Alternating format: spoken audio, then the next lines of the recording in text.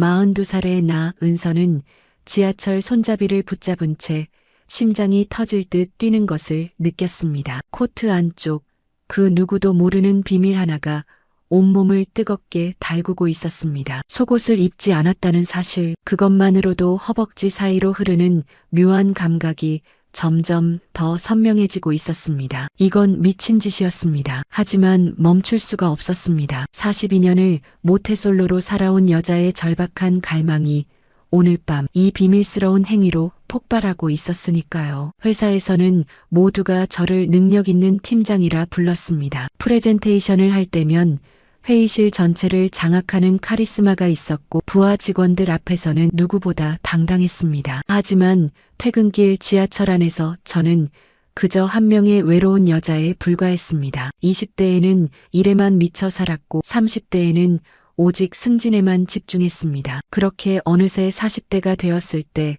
문득 깨달았습니다. 제 삶에는 누군가의 온기가 단 한 번도 없었다는 것을요. 최근 들어 그 외로움이 더욱 견디기 힘들어졌습니다. 밤마다 이불 속에서 뒤척이며 한 번도 느껴보지 못한 누군가의 품을 상상했습니다. 거친 손이 제 허리를 감싸는 상상, 낮은 목소리가 귓가에 속삭이는 상상. 그럴 때마다 가슴 깊은 곳에서, 아니 그보다 더 깊은 곳에서 무언가가 꿈틀거렸습니다. 욕망이라는 단어조차 낯설었던 저에게 밀려오는 이 감정은 너무나 낯설고도 강렬했습니다. 그날도 그랬습니다. 금요일 저녁 집 옷장 앞에서 서성이던 저는 작년에 충동적으로 샀던 짧은 플리츠 스커트를 꺼내 들었습니다. 입어볼 용기도 없이 옷장 깊숙이 처박아뒀던 그 옷. 오늘따라 마음이 이상했습니다. 가슴속에서 무언가가 폭발할 것 같은 답답함, 이대로는 안 될 것 같은 절박함이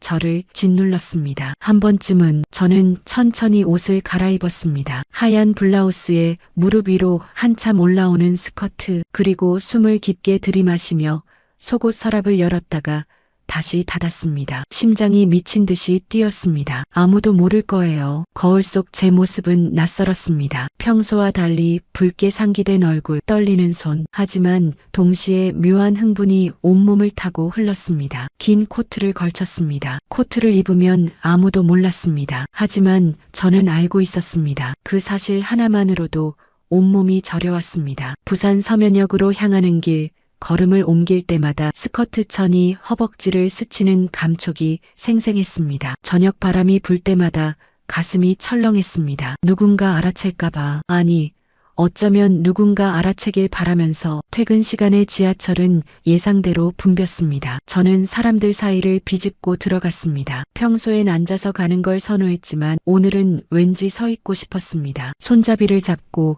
조심스럽게 자리를 잡았습니다. 한 정거장, 두 정거장. 지하철이 흔들릴 때마다 가슴이 두근거렸습니다. 코트 안의 비밀을 아는 건 오직 저뿐이라는 사실에 묘한 쾌감이 들었습니다. 그때였습니다. 뒤에서 누군가의 기척이 느껴졌습니다. 본능적으로 몸을 살짝 돌렸을 때 숨이 멎었습니다. 그 남자는 완벽했습니다. 짙은 회색 수트를 입은 남자는 한 손으로 손잡이를 잡고 서 있었습니다. 180cm는 좋게 넘어 보이는 키, 넓은 어깨, 날카로운 턱선. 하지만 무엇보다 저를 사로잡은 건 그의 눈빛이었습니다. 깊고 어두운 무언가를 꿰뚫어 보는 듯한. 그 순간 그와 눈이 마주쳤습니다. 심장이 터질 것 같았습니다. 남자는 무표정했지만 그 시선은 묘하게 제게 고정되어 있었습니다. 1초, 2초, 3초. 저는 황급히 시선을 돌렸습니다. 얼굴이 뜨거워졌습니다. 아니, 온몸이 뜨거워졌습니다. 지하철이 크게 흔들렸고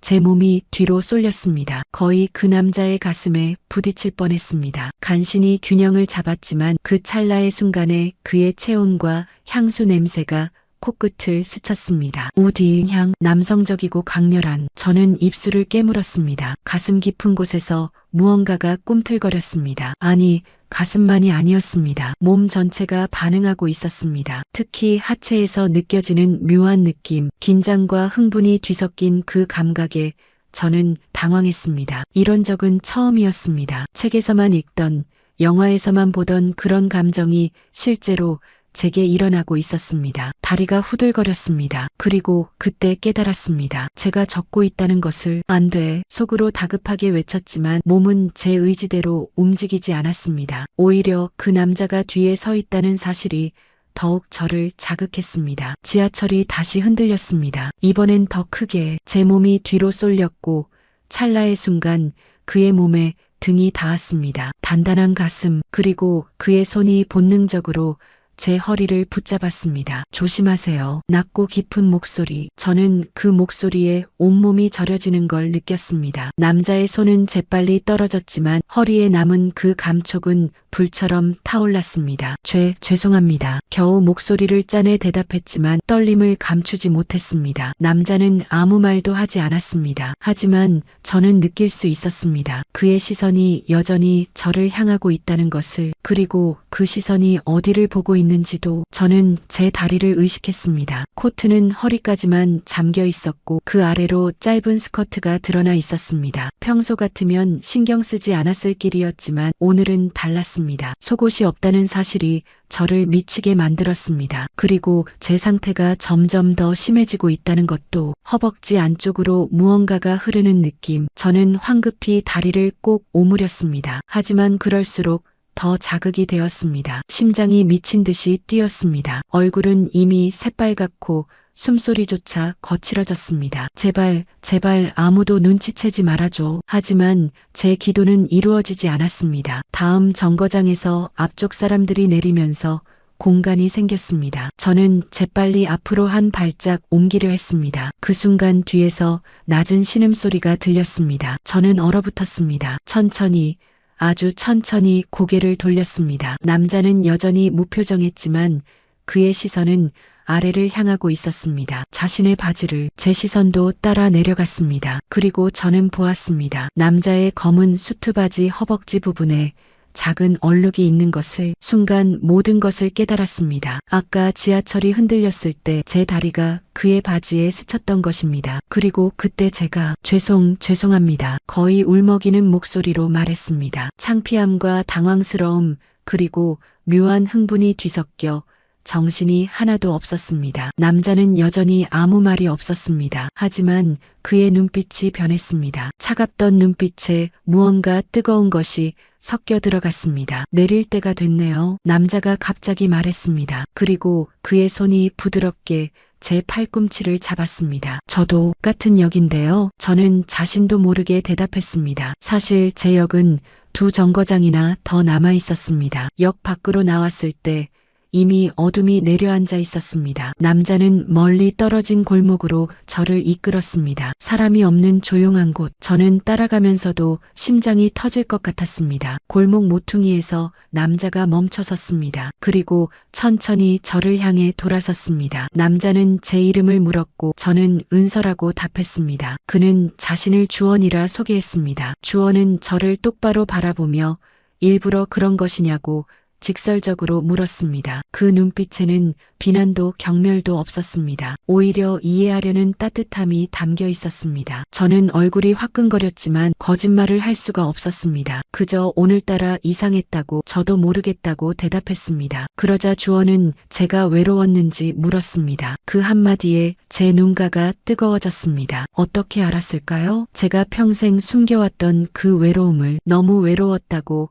평생 혼자였다고 고백하는 제 목소리는 떨렸습니다. 20년 넘게 쌓아온 강한 여자의 가면이 무너지는 순간이었습니다. 주원은 한 걸음 다가와 조심스럽게 손을 뻗어 제 뺨을 감쌌습니다. 그 역시 마찬가지라고, 저를 봤을 때 알 수 있었다고 말했습니다. 그 눈빛과 떨림에서 저 역시 오랫동안 혼자였다는 것을 알았다고요. 저는 그제야 그의 눈을 제대로 들여다봤습니다. 그 깊은 어둠 속에 저와 똑같은 외로움이 담겨 있었습니다. 주원은 처음엔 당황했지만 동시에 제가 너무 아름다워 보였다고 말했습니다. 그 용기가, 그 솔직함이. 그의 엄지손가락이 제 뺨을 부드럽게 쓰다듬었습니다. 제가 원하는 게 무엇인지 안다고, 자신도 똑같이 원하기 때문이라고 그는 속삭였습니다. 주원이 제게 더 가까이 다가왔습니다. 이제 두 사람 사이 거리는 불과 몇 센티미터. 그는 저에게 함께 가겠느냐고 물었고 저는 고개를 끄덕였습니다. 그날 밤은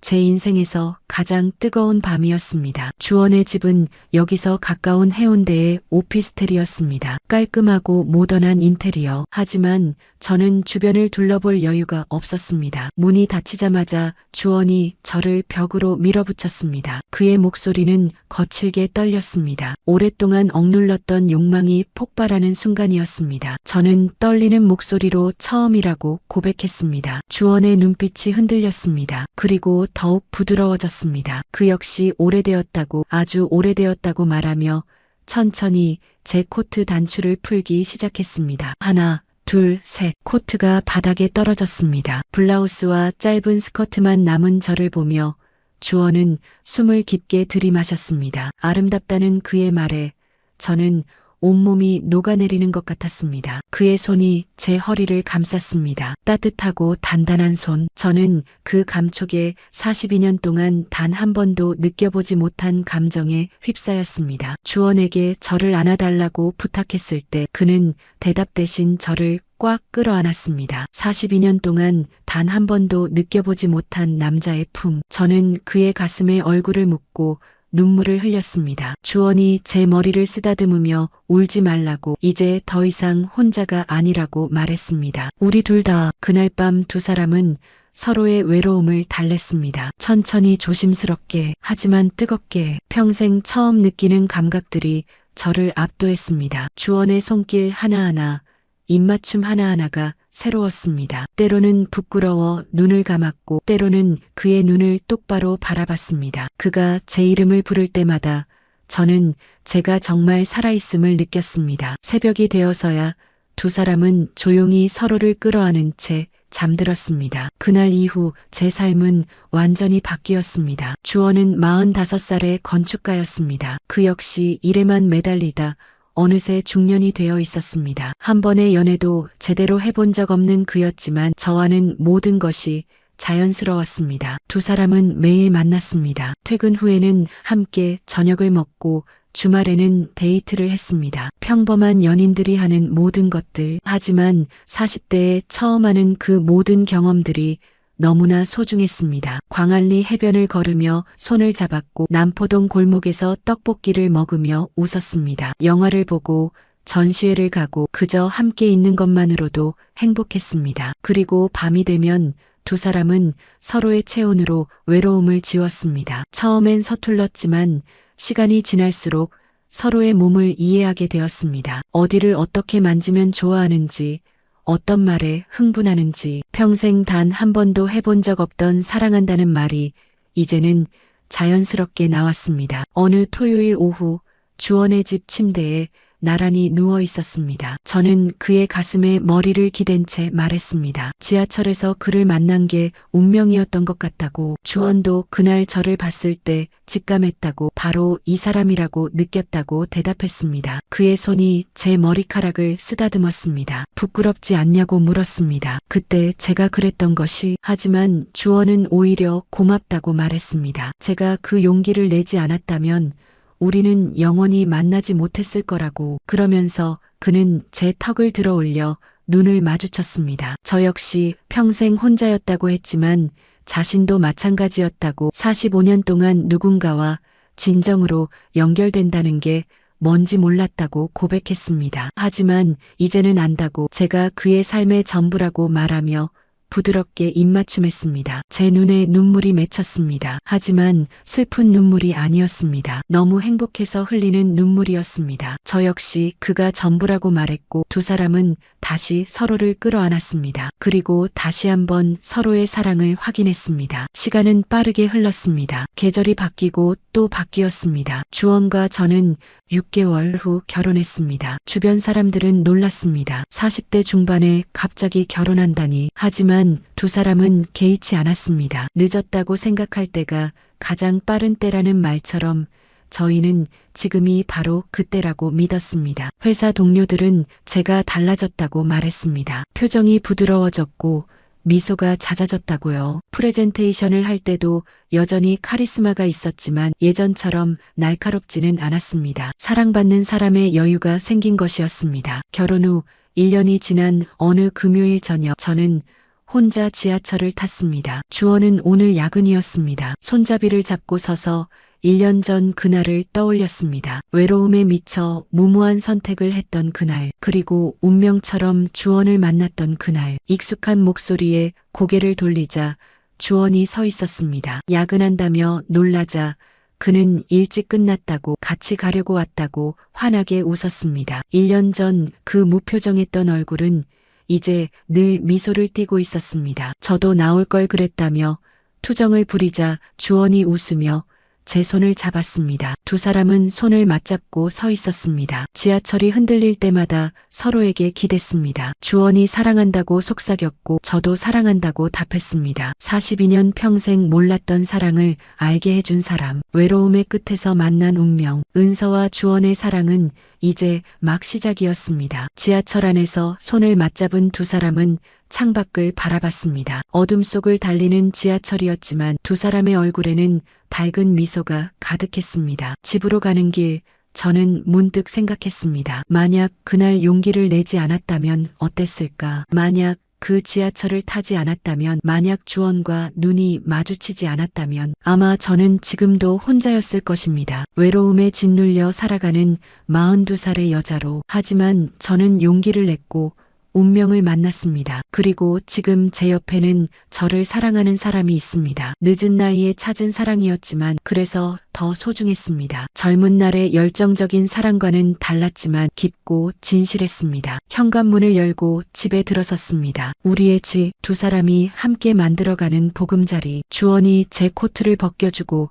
옷장에 걸었습니다. 1년 전 그날 입었던 바로 그 코트. 이제는 그저 평범한 코트일 뿐이었지만 두 사람에게는 특별한 의미가 담긴 물건이었습니다. 그날 밤 침대에 누워 주원의 품에 안겼습니다. 그의 심장 소리가 들렸습니다. 규칙적이고 안정적인 그 소리를 들으며 저는 깊은 잠에 빠져들었습니다. 더 이상 외롭지 않은 사랑받는 여자로서 삶은 때때로 우리가 가장 외로울 때 가장 따뜻한 인연을 보내줍니다. 은서의 이야기처럼 사랑은 젊음의 특권이 아니라 용기 있는 마음의 선물일지도 모릅니다. 누군가를 다시 믿기로 한 그 순간부터 인생은 다시 피어나니까요. 늦게 피어난 사랑이기에 그 온기는 더 깊고 그 마음은 더 단단합니다. 오늘의 이야기가 당신 마음에도 작은 울림이 되었길 바랍니다. 노후의 여정은 나이보다 마음이 젊은 당신의 길 위에 늘 함께하겠습니다. 구독과 좋아요, 알림 설정으로 다음 이야기에서도 또 다른 인연과 삶의 빛을 함께 찾아가요.